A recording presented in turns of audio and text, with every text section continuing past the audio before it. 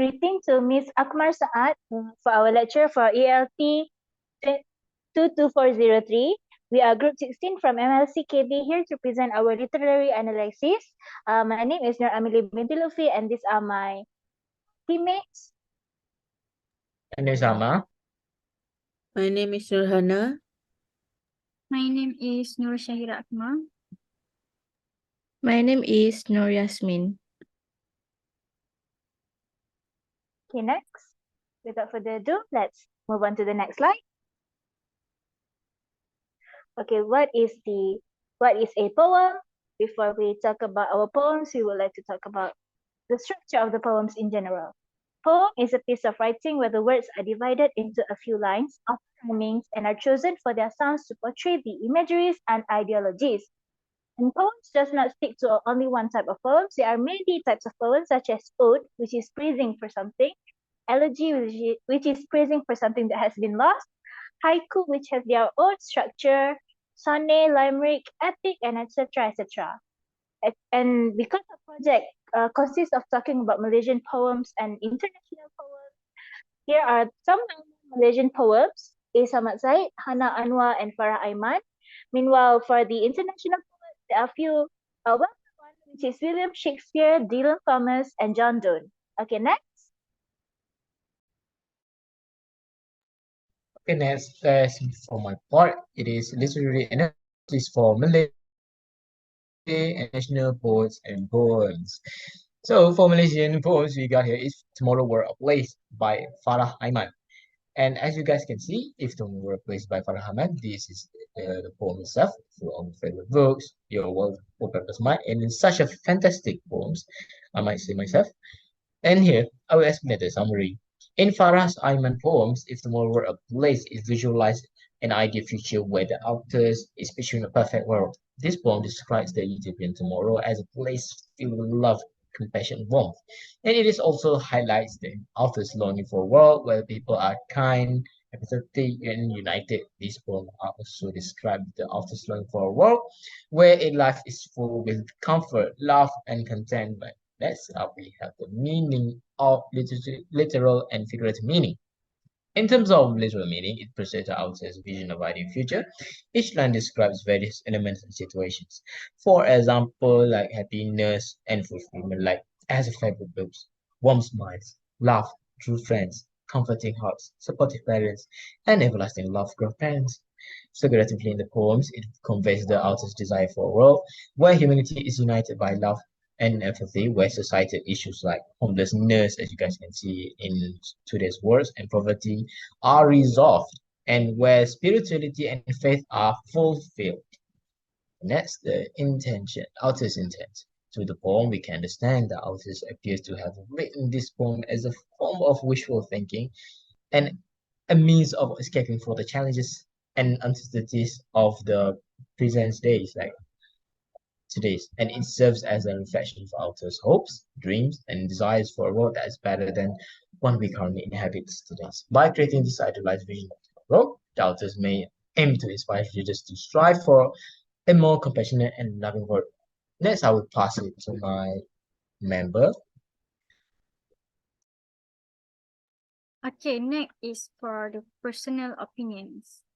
So as a group, we find the poems of If Tomorrow Were a Place to be a touching and optimist poem that taps into the universal desire for a better future. This is use vivid and relatable imagery to evoke emotion of warmth and hope. These poems also positivity and emphasize of love and kindness resonate with our shared belief in the importance of empathy and compassion in the world. While it may be seen as somewhat idealistic, the poems serve as a reminder of the values and qualities that humanity should strive for. So next, I will pass for the next presenter. So next we move to the theme. The main theme of the poem is the author characters yearning for a more perfect and compassionate world filled with love, happiness, and meaningful connection. There are no specific characters or a traditional plot in the poem, as it primarily serves as a snapshot of the author's idealized vision of the future. The plot revolves around the various elements and symbols of happiness. Next, we move to the next poem. Okay, next poem we have a very dramatic title, And Death Shall Have No Dominion by Dylan Thomas. Okay, next. Okay, this is the poem itself. We can pause and read it. Next. Okay, this is the summary of the poem. There are 3 stanzas. The first stanza talks about how men, even though beyond death, are the same no matter how different, even when they are alive. For a long time, they stayed stagnantly similar. And the first stanza also said that how powerful death is, it does not have control over something that some things such as love from that one's lover. And the line that was used to portray this is, though lovers be lost, love shall not. The stanza too talks about the imagery of the seas and how death of those who died an unfortunate and painful death. However, there are some of the strong ones who keep on going despite the painful death. And the last stanza talk about how the author reiterates again how death have no power and what had been lost after death. What once was taken for granted, such as the smell of the sea and the images of the sea. However, despite all of this, mankind preserved, and death, despite being powerful, again, the author reiterates, have some things it does not govern over. Okay, next. Next is the meaning of And Death Shall Have No Dominion. The poem is aptly titled and it suits its content, which is talking how death have no power here.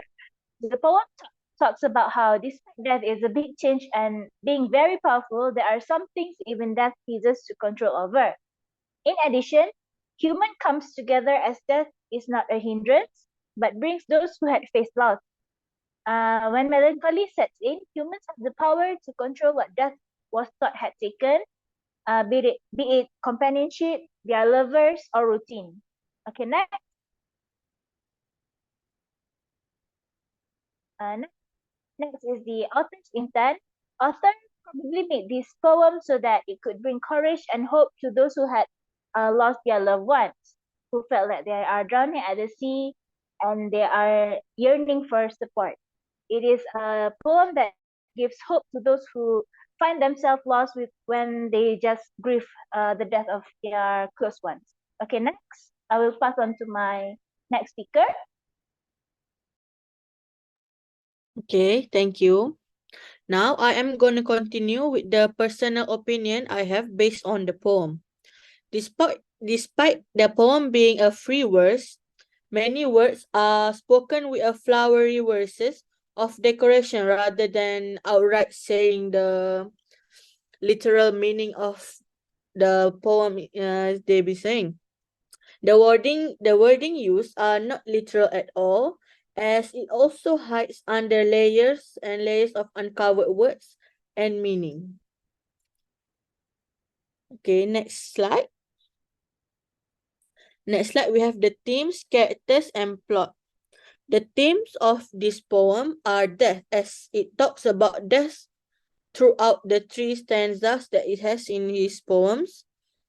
And then the poems also imply the themes about nature, such as the mention of the word stars, seas, and flowers, and also death as innate part of nature, because all living things will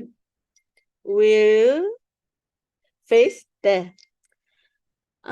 It's also a nature experiences for all of us. Then the character in this poem is the narrator. The narrator who is talking to the reader on how death holds no dominion over certain things despite being powerful and life-changing. And the last one I have is the plot. The plot of this poem started with the author saying how humans are similar beyond death, and how death have no grasp on some item. Then, the author described the sea and how those who died painfully and those who died quickly. The last stanza of the poem talked about what the dead cannot experience anymore and how powerful death can be. Yet the author emphasized again that despite death, mankind will have things even death cannot take, and it will continue to strive because of it, like our experiences and memories. Okay, that's all from the international poem. We will continue with the conclusion. Okay, we move to the conclusion. As we know, poem is a artistic of expression that reach deep into human emotion and thought. Poem